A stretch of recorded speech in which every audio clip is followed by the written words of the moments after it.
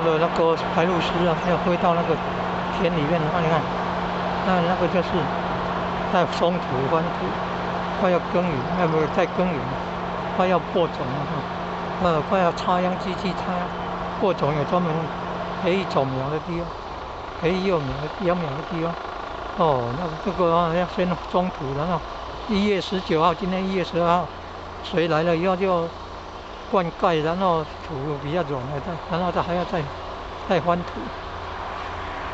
然后再把它弄平，然后不晓得做了2次还是3次，有的还要撒那个药嘞，防那个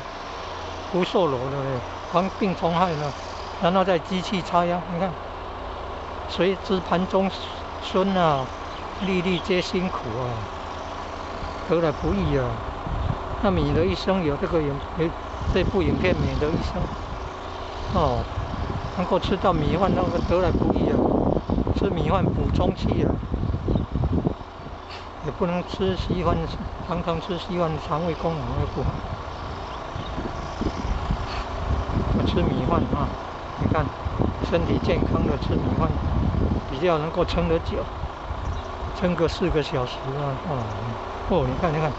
哇，你看这个规模大了，飞起来，哇，壮观了，赏鸟